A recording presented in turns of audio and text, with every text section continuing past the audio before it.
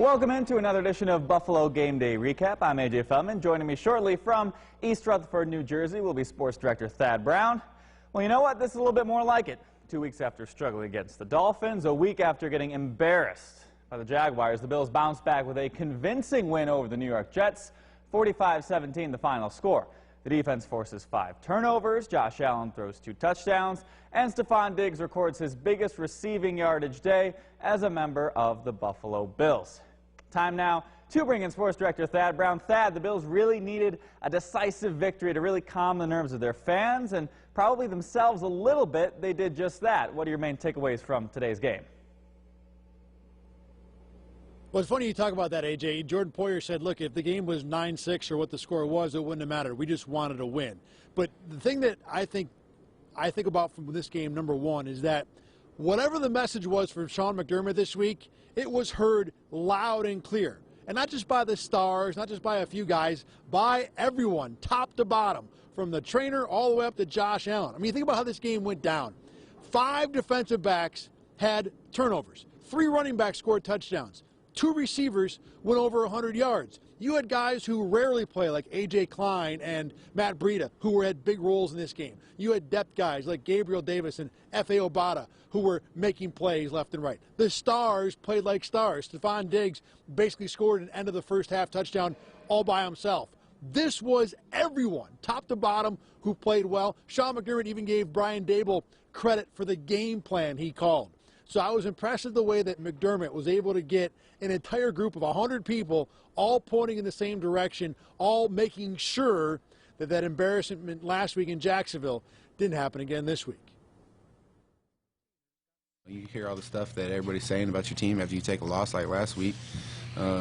Nobody panicked. We just came ready to work, came ready to play 24-hour rule just like this game, just like we're going to do going into this week. I really appreciate the leadership on our football team. I thought they did a great job this week leading at that level, and that's great. That's a big part of it.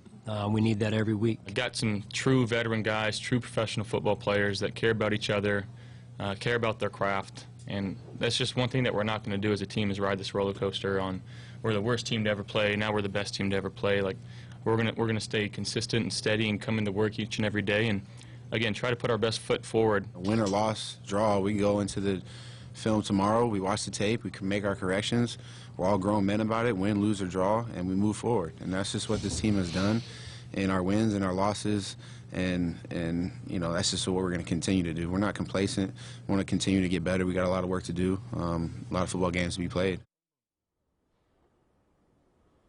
Yeah, and that's one of the benefits of this team is that they don't ever get too high and too low. They stay on that even keel, and they're not going to let one bad game like what happened last week in Jacksonville ruin an entire season. The Super Bowl train that everyone's been riding since back in June and July, it's firmly right back on the tracks after this 45-17 win over the Jets. AJ, time for your take. Let's go back into the studio for that. Yeah, you know, last week the biggest problem, of course, the offensive line. I think it's fair to say that Spencer Brown was back, so that played a part into improving. He's certainly impressed with his teammates. They said some great things about him after the game. But you just can't rely on him, and I think it was a team effort to look better. Better, not perfect. 2 sacks allowed, 3 holding penalties, but you will take this performance. I think another thing to note, like you mentioned, Stephon Diggs showing up big time. I think last game and a few weeks before that, they were kind of complacent, letting him get double coverage, letting him do his own thing, letting all the other guys beat them. That's all fine and well when the other guys are performing. When they're not, you just have to find your stars. Stephon Diggs did a great job of getting yards, getting the touchdowns. Granted, the Jets single covered him a lot, a questionable decision to say the least, but Stephon Diggs really stepped up big. Defensively, like you mentioned, 4 turnovers last week. Trevor Lawrence kind of got to play the game manager with the game script. This week, Mike White did not have that benefit. He looked like an inexperienced quarterback. The Bills made him pay. And I want to touch on Star Lotulelei, who missed today's game, getting put on the COVID list, judging by Sean McDermott's reaction. It sounds like he did test positive. They wished him well, hoped he was feeling better. There's an alternate universe out there where this, losing a key defensive player the morning of the game causes a chain reaction. You know, Michael Carter runs wild, things get crazy, and we, justifiably say we can't really blame them for run defense problems because Star Lotulelei was out. That didn't happen. Other guys stepped up big. I think the Bills deserve a lot of credit for dealing with an unexpected punch early this morning. With that, let's head it back out to you and more on this great defensive performance as the Bills force 5 turnovers. Yeah, AJ, we'll talk about Star a little bit more in a second here, but boy, the Bills secondary to me has been the group that's been driving this defensive success all season long. And you saw it today with each starting member able to pick up a turnover in this game. Jordan Poyer joked afterward that thank you, Mike White, for throwing us all those interceptions. But really, it's about the secondary being able to force it. This group of 5 guys, Taron Johnson, Levi Wallace, Jordan Poyer, MICAH HYDE, Trey White, have now been together in the same system on the same team in their 4th season. It's an unbelievable advantage that most teams in the NFL can't even imagine. And you saw on the field today with the turnovers what I've been seeing on film and what they've been doing all year long. There's just no options available. These guys know how to operate the system, know how to move around within the zone, know how to make sure that the guy left of him is doing exactly what they're supposed to be doing and what my job is. Everything works together so perfectly. And today, the turnovers were finally, not finally, but at least for each one of these guys, there to kind of underscore how good they've been all year. It was such an unbelievable feat. It left players and coaches on the sideline talking to each other about whether or not something like that has ever been accomplished before. I was joking around with Frage. I said, not the 82 Bears. He thought that was funny. But yeah, that's wild. It's crazy to happen. I mean, we're still processing it, trying to figure out what all just happened. I mean, it's kind of surreal, but we had a good time. I think it's we're the best group and we're all out there having fun. And the crazy part is we left another probably 2 out there. I had mine on the early in the game, and I know Matt got his hand on the ball. So it just shows that what we're doing in practice is translating to the field on game day. So we just got to keep that rolling. We got to get our turnovers back up, and when we play well as a defense, we win. You never want to peak early September, October, November. Time to peak is late November, December games. And that's just, basically just saying keep getting better. We're always striving for that. I think that's kind of like our standard each and every week to create turnovers. And, yeah, we're joking on silent with Poe. And I told him that his was coming next, and ultimately he did. So I was happy for him. And, AJ, you talked about Star Lotulelei there a few minutes ago. Sean McDermott, when asked if his Lotulelei's need to be put on the COVID list caused a little more chaos pregame, and McDermott, with a ton of sarcasm, responded with yeah, just a little bit. But the Bills were able to respond. Efe Obada stepped in, had a sack, and Ed Oliver kind of summed it up nicely. He's like, look, the way we're built, everybody on this D-line can play. There was no panic. It was just somebody else getting an opportunity. And that's kind of how it's been for this Bills team a lot on defense. Every single button is working out pretty well. All right, AJ, let's go back in the studio for the numbers from this game. I'm going to guess they're swayed and slanted pretty heavily towards the Buffalo side. Just a little bit now. Taking a look at those stats. Good bounce-back game for Josh Allen. Throws for 366 yards. A quiet 366-yard game, in my opinion. He controlled the offense, but didn't really seem like he was throwing gaudy numbers, but certainly he did. 2 touchdowns, 1 interception. Stephon Diggs, his biggest day as a receiving member of the Buffalo Bills. 8 catches, a $162 and a touchdown. And Matt BREIDA, active for the first time since week 2, touches the ball 6 times, gets 50 total yards, scores a rushing and a receiving touchdown. Over on the other sideline, not as rosy. A day to forget for Mike White.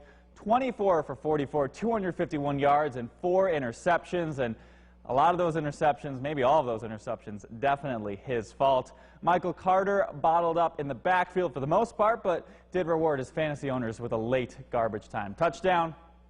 And the defense as a whole, as we've talked about, 5 forced turnovers, just 3 points allowed before this one was basically decided in the 4th quarter. The aforementioned BREIDA, he provided a spark to the running game as a whole. Maybe he got, more time just because of Zach Moss's concussion. Maybe this was part of the game plan. But his speed definitely gave the Bills a different element that Devin Singletary, Zach Moss just don't quite have. On his receiving touchdown, the first of the game, Allen and BREIDA both said after the fact they were on the same page with that route. Impressive for someone who hasn't played so long. The running back also added how he was able to stay ready for the game despite not receiving a lot of playing time in the previous weeks. Just the game-breaking speed. He's able to make one cut and go. You see it in the passing game too. He's on that first drive, saw what I saw, darted upfield, and we were on the same page there. So, again, and this is a guy that hasn't had many opportunities throughout the year. He made the most of it today. It was good to see. That's one of my favorite dudes. Comes into work. Probably hasn't played as much as he'd like, but he's a fantastic teammate and runs hard. And we see that in practice, and we see that in the preseason, we've seen that in the games he's been active. You got to be a pro. That's what this league's about. And when you get your opportunity, you got to make the most of it. And like I said, when you have guys on the team that, are on the same page every day, we're not worried about touchdowns or we're worried about wins. We have a bigger goal in mind. So it just makes it easier. And like I said, you just got to be a pro about it. Sure, a lot of fantasy owners out there are looking at the box score today. Matt BREIDA, 2 touchdowns. Where did he come from? I didn't even know he was still in the league. Well, Thad, I've talked a lot on this program about how Isaiah McKenzie's had some troubles in the return game. 4 fumbles or muffs so far this season. But today, a nice day. 1 punt return for 26 yards. Got 3 touches on offense. Turned 1 of those for a touchdown on an end around. His head coach had some strong words to say about his growth after the game. Thad? Yeah, and McKenzie, I think, is a guy that the Bills might have looked at as a way to open up the run game a little bit. I was not surprised to see the Bills go to a couple of jet sweeps in this game.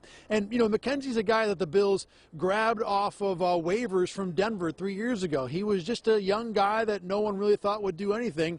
And the Bills have seen him mature into something that's a whole lot more. Is a very important contributor to a team with Super Bowl hopes. And Sean McDermott almost got a little bit emotional talking about watching that maturation process after today's win over the Jets. You look at how far he has come as a person. He's always been a good person, but just how far he's come in his maturity, how he's developed off the field, and then how he's developed on the field. And I'm just extremely proud of him. I really am. It's you love when you see a person like that have success.